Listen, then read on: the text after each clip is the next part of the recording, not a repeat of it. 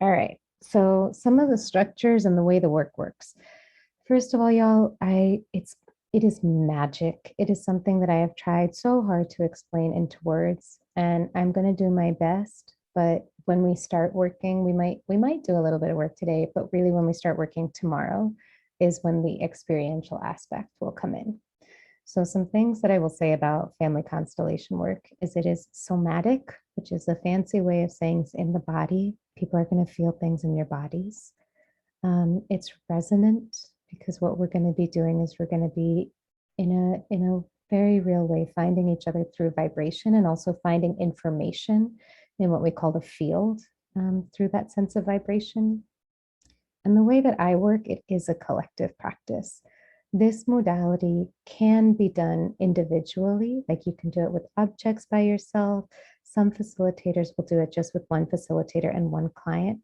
I really like to do it. Oh, and some people will do it with animals. I really like to do it with people and in group containers like this because I think we are our best magic. And so this is the place that brings me joy. So the way the setup works is you will have a facilitator and a seeker and then the container. And usually at the top, so the seeker is the person who is receiving the piece of work, the focal point. In this case, the facilitator is me, and then the container will be everybody else in the group. And we'll start every session with a conversation between the facilitator and the seeker of what it is the seeker would like to explore, what it is the seeker would like to identify, like to untangle, right? And I'm sure all of y'all talked about a lot of different things, right? So I'd like to figure out how to be in a healthy, intimate relationship. Or I would like to feel like connected to my purpose and like I don't have to sacrifice to exist in the world. And then what we will do is we'll start to bring people in as representatives. And representatives can sometimes be real people. They might be like you, your mother, your grandmother, or they can be abstract things. So we might bring in a representative for you, and we might bring in a representative for the healthy partnership that you are looking for. And then what begins to happen is as people step into those representations, you will begin to feel either sensations in your body, or you will feel an urge to move somewhere in the space. And the way I do movement on Zoom is we'll use a whiteboard and I'll draw people in. Or there may be things that are wanting to be said that are needing to be said to release something from the entanglement and in the lineage.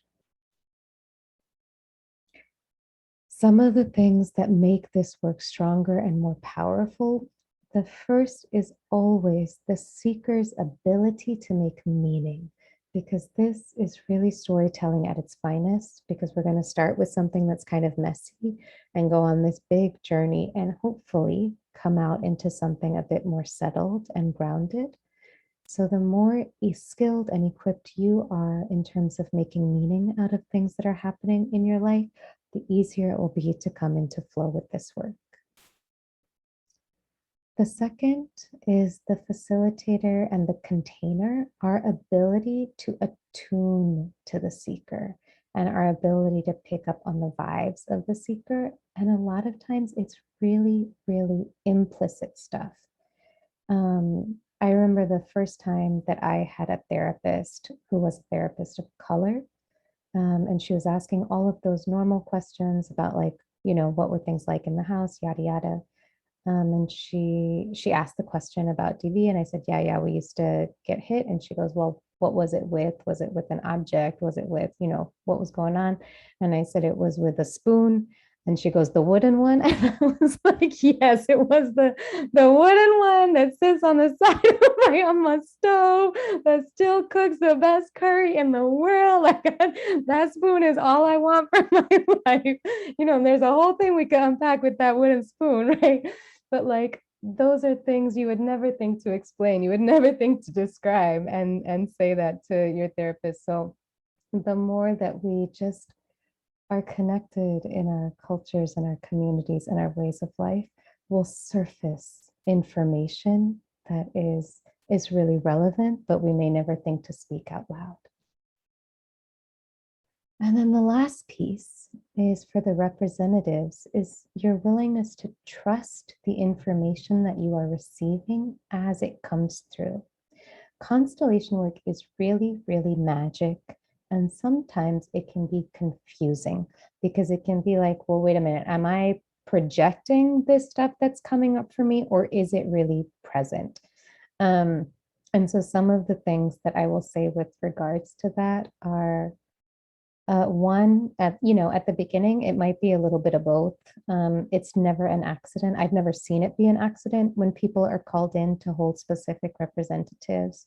I remember when I started doing constellation work, it was really weird because I would be called in to be a representative for something that was exactly happening in my life. And I was like, how did this happen?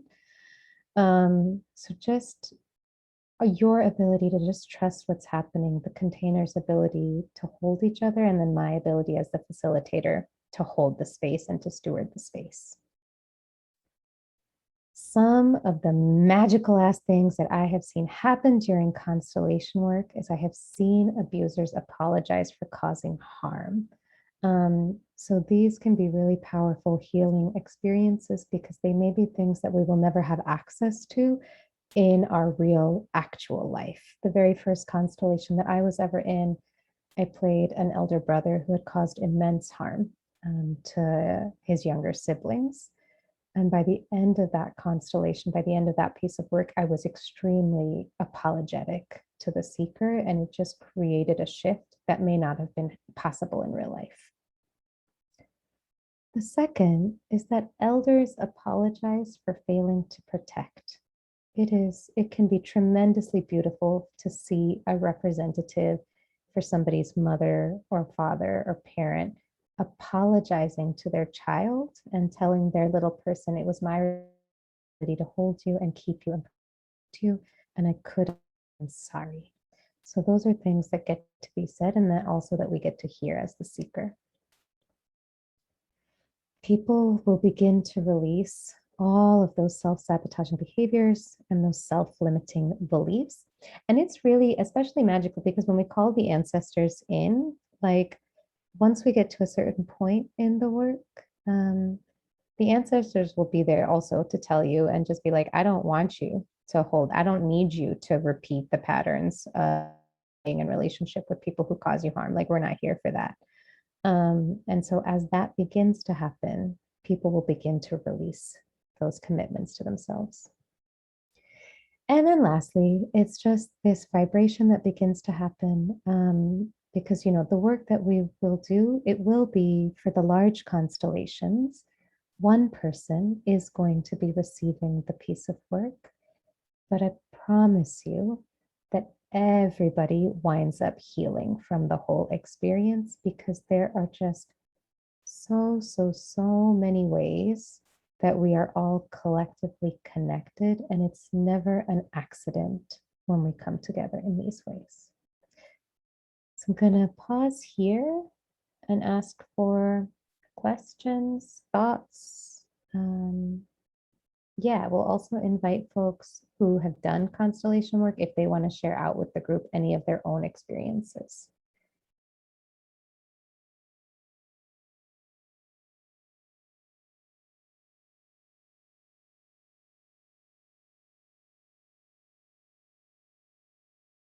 I have a question. Has any of the repair that happens in a constellation group, does it ever manifest in real time in reality with the people? I have heard about that and I've read about that. My primary teacher, Sarah, has said that it happens for her. She's seen it happen about 30% of the time, or at least people coming back and like saying something. And yeah, I have read all of these stories of like people who did a piece of work and then their father, who they hadn't talked to, for 15 years, called them the next day. So it can happen. Yeah. Also, you can poop a lot. Like the body does all kinds of things when it's like ready to release. I remember I did a big piece of work one time and it was just like the body was out for the next few days. So also that happens. Cool. Thank you.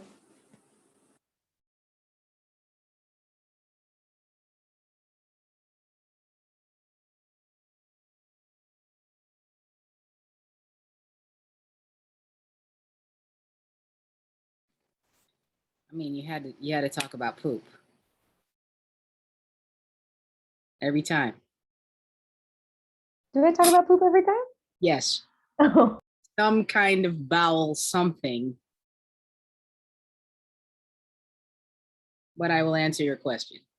I'll respond to your query,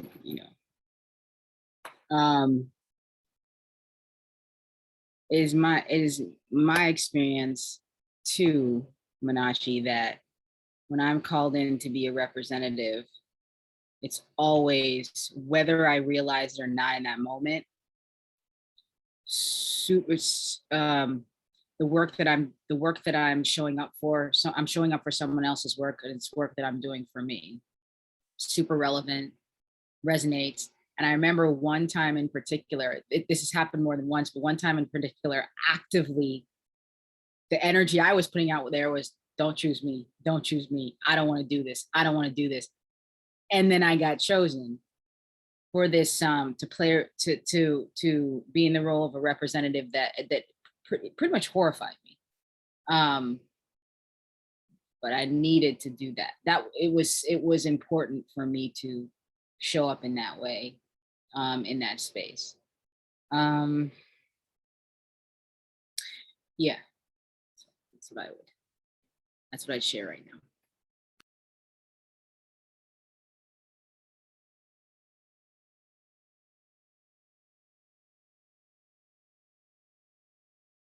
okay, that's a good question. So Q has asked how, Jay, do you want to answer that?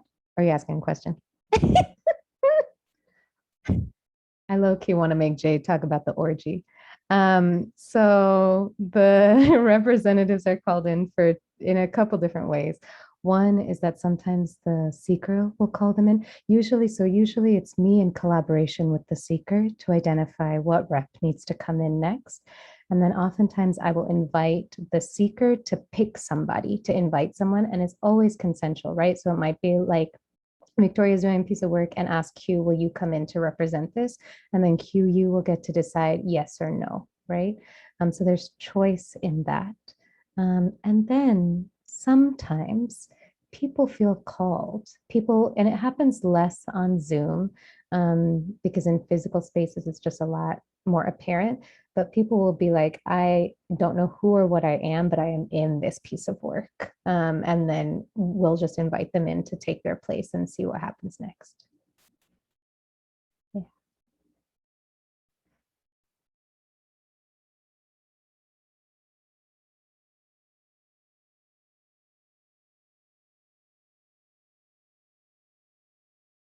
Jade, did you have a question? Yeah.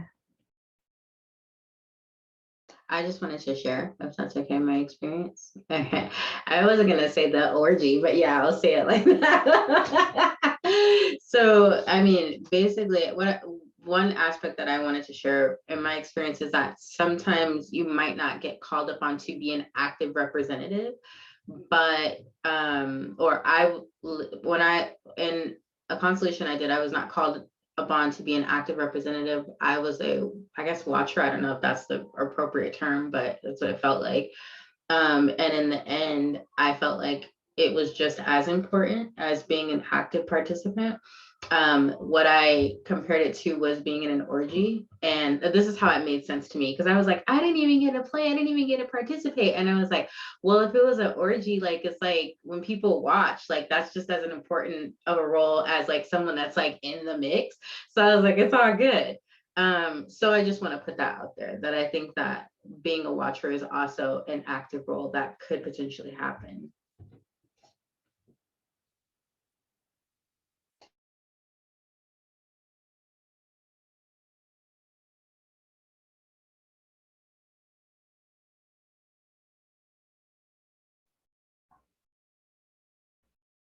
Okay. Victoria, did you have a question? Yeah, well, like, I guess to share more, which was that kind of jumping off of what Leanne was sharing, I went through a phase of doing constellations where every single constellation I was like the problem element. And and it was really interesting because it kind of clued me in. Like, I mean, after that, like that was about 1.5 years ago. And basically like the last year has like been all about me like learning to set boundaries, like finding my no, telling people to like stop doing what they were doing that was harming me. And so kind of being that like, you know, the presence of no energy in other people's lives. So the fact that that was how I was showing up in the constellations kind of like forecast that for me. And at the time it was really triggering. It was hard to,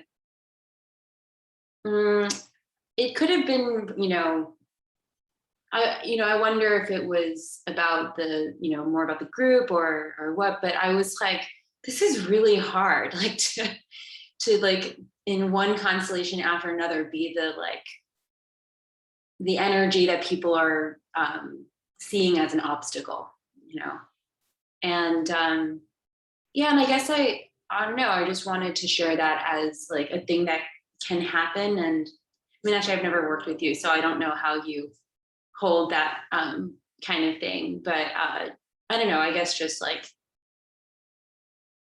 that can happen. And I guess not to take it personally.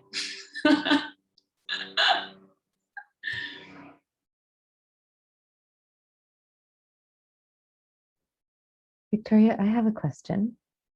How did you practice self-care as that repetition was happening?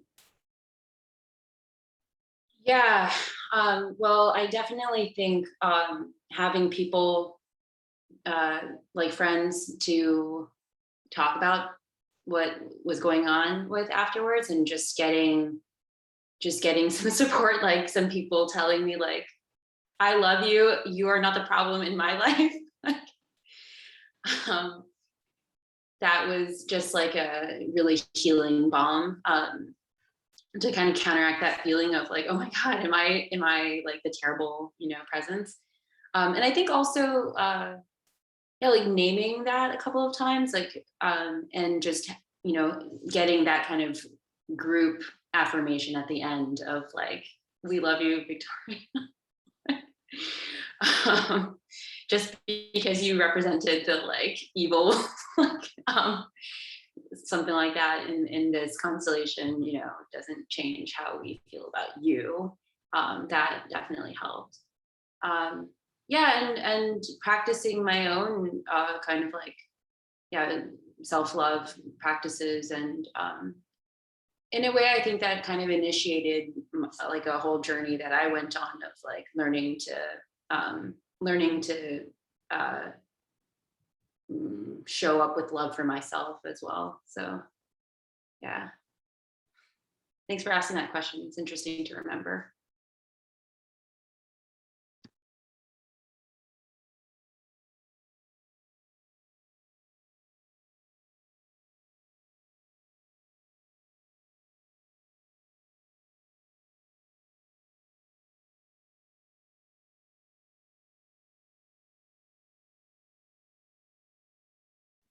I think maybe a question I have for the group is, I have maybe two questions. And I'll pause. Saika, did you want to ask something? Okay. The first is like, what are people's relationships to ancestral work? Like, whether through this modality or the many other modalities that you practice, what have you learned?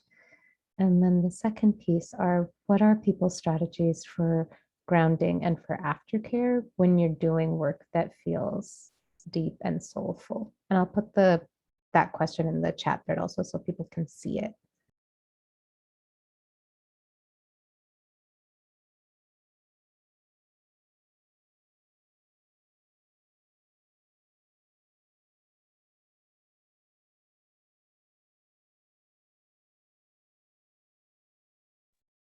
I haven't done much ancestral work, but I have an herbal guy that I go to who makes tinctures and stuff for me for allergies, and he's also a Shango priest and practices Ifa or kind of one of those practices. And so he'll get messages. And so one day I was over there and I do my whole health profile when you first go to him, and he figures out like what little things I need. And he kind of got this message because on my health profile, I always ask about, just do certain illnesses run in the family, and I'm adopted. And so I always just like scratch that out and try to adopt it. And so he got like this message, and he was like, well, how do you feel about that? I was like, I don't really feel any kind of way. But he was like, well, you've got two sets of ancestors, and that you should be like grateful and thinking about the set that said we need to give you to this other set. And that kind of blew my mind because I'd never thought about that before. And so now as I go through this ancestral work, I guess I have to do it twice. So so that's just the other thing that I have as far as like what I've learned. And then for my aftercare, I'm going to watch an episode of Star Trek because I am a Trekkie.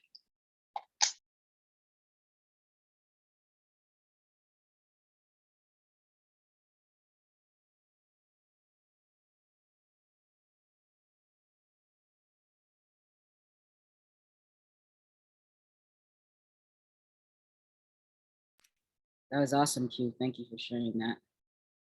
I was trying to arrange, like some adult. Okay, I wanted to play a game online, an actual game that involves words and scrap. So I was gonna say adult game, then I was like, that's weird. So like a game with another adult. Trying to arrange that. Doesn't look like it's gonna work out. But so self-care. Come on, man. Trying to participate here. So self-care, could just be, I just did this really good work, hard work, and so I'm just gonna play. And then other times I just lay down for a while. The constellation work we did in the winter was really intense. And then lots of times I would just chat, talk with someone afterwards.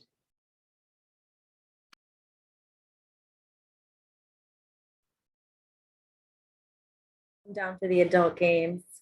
I'm like, check, note to self. I have done none of this work ever. So I'm like, what am I doing here? And it's slowly being revealed to me. So that's really lovely. I can just say though, after doing work that is deep or like therapeutic work, something that always feels really good to me is like a bath or just like a really good shower, and it's sort of, yeah, just representative obviously of like cleansing of whatever energy is sort of lingering, and nourishing at the same time. I think like a delicious dinner is gonna happen because I'm a Taurus. I'm like, delicious dinner is absolutely gonna happen. And then I'm thinking like rest, which is not my Friday night vibe. So I'm like mouse in the house, take your medicine, go to bed early, or at least go to bed at a decent hour. So that's what I'm thinking. Thank you.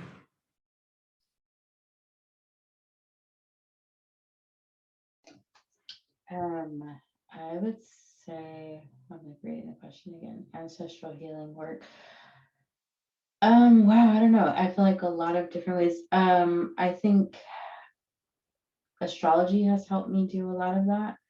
I think talking with a therapist has helped me do some of that. I think work with my intuition has done a lot of that. And I think aftercare to me looks like naps and Call of Duty.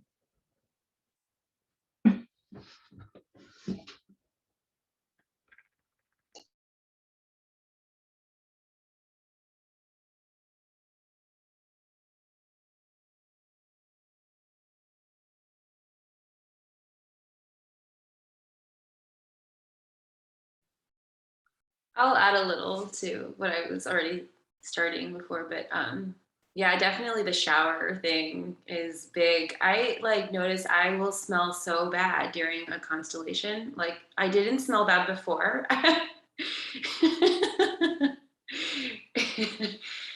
um, I have a number of Scorpio placements, so I feel like I have to really convince myself to shower afterwards because I don't mind being stinky.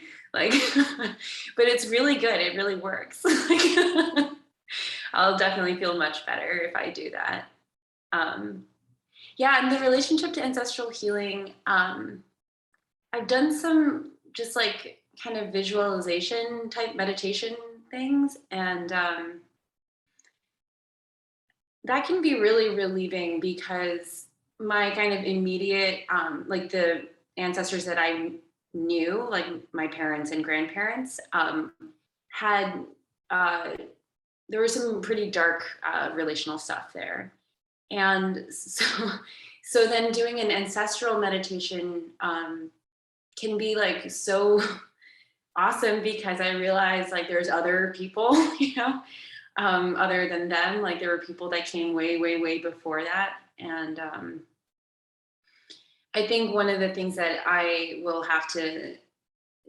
usually have to work to kind of like get past is that coming from like Chinese cultural ancestry, like there's a lot of teachings relating to like filial piety, like you know, bowing to the ancestors. And so it took a long time before I felt comfortable like kind of doing an ancestral meditation or something where I felt like I could meet my ancestors as equals and not as like, you know, them being gods or something like that. But once I kind of shed that piece, like a lot of people showed up and yeah, it's like, oh wow, they're just people. That's like a real mind shift for me.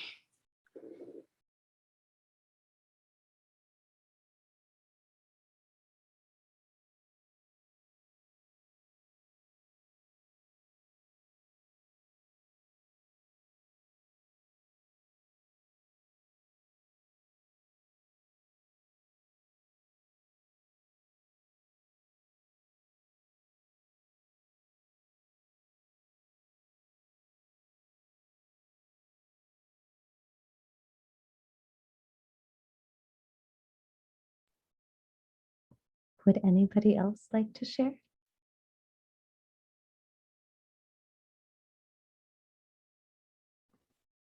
I'll share. So ancestral work, let's see, I was doing it before I knew what it was. Yeah, a lot of it's been like, oh, that's what that was. So I don't know exactly. I'm sure I've been doing it for lifetimes, but in this lifetime, I more recently, in the last decade or so, more obviously. And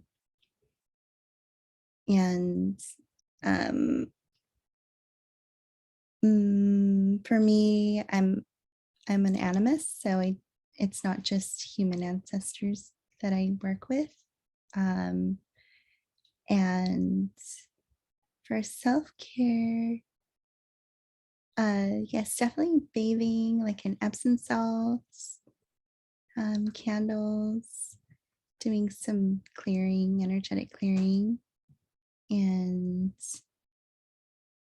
I think before I take a bath, I'll watch a K-drama or something.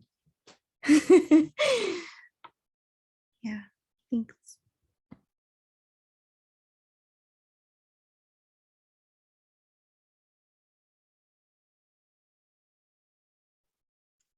I can share. So I haven't done any constellations or anything, but with my work with my therapist, she does a lot of schema therapy.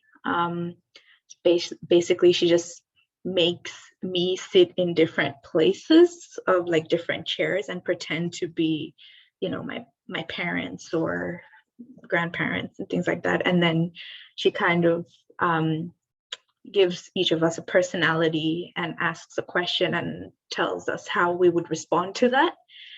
And just, giving it a personality that's outside of my head really helped kind of distance myself from all the negative things they're saying.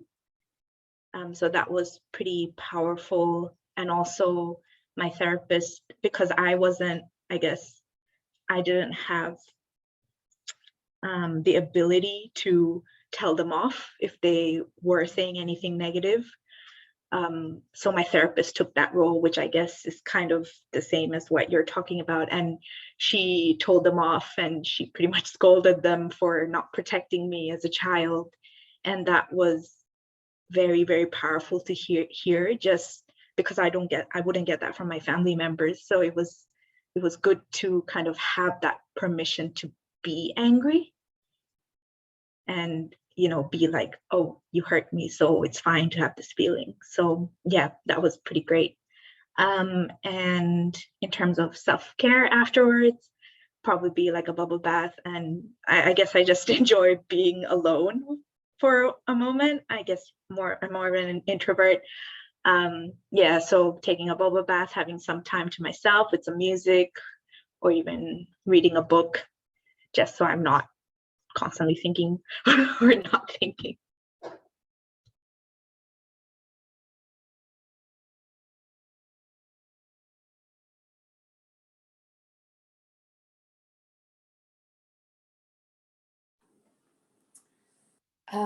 I'll share. Sometimes my self-care practices is I'll cry if I need to, just kind of process, and yeah, obviously like maybe take some time by myself, or let myself feel the magnitude of the work and the immensity of it as well. It all really depends. Sometimes when the call is off, it's off, and maybe I'll put music on, or maybe I'll dance, or maybe make food. But I think, yeah, just honoring that this work is really, it's not everyone's doing it, and we're electing to do it, and giving myself the space to react how I need to react, is important. And, maybe I'll debrief with a friend, or maybe I'll take a bath. But I think most of the time it's giving myself space. I definitely an intention to not run off and do something else, or giving myself an intentional moment of pause to let whatever comes up come up. And I've done ancestral work before. I've have fed my ancestors at my altar and things like that. And I feel like the ancestral work is just their wounds aren't ours, but it's like, their blood is ours, their DNA is ours. And our flesh and blood is made up of mineral ancestors and plant ancestors and animal ancestors. So it's an integration, and it's a differentiation. It's how do we individuate, and how do we put our own thing on it. But yeah, giving myself space to do what I have to do. And if it's crying, it'll be crying.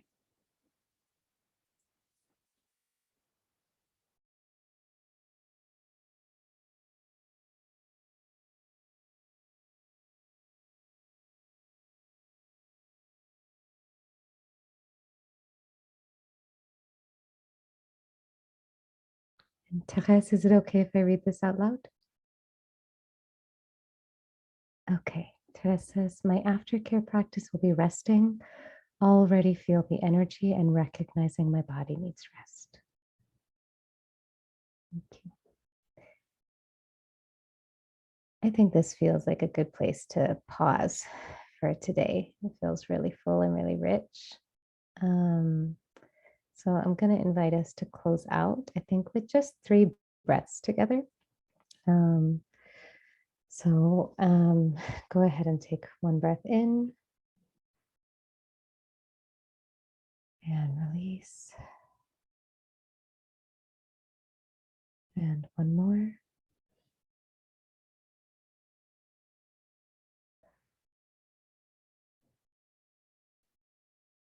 And again.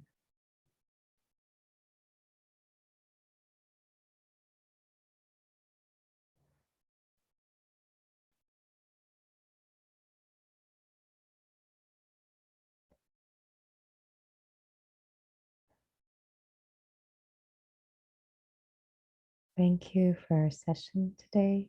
I'm still here if anybody has questions that they want to ask in these next 10 minutes, but otherwise I'll say please get some rest and we'll see each other in the morning.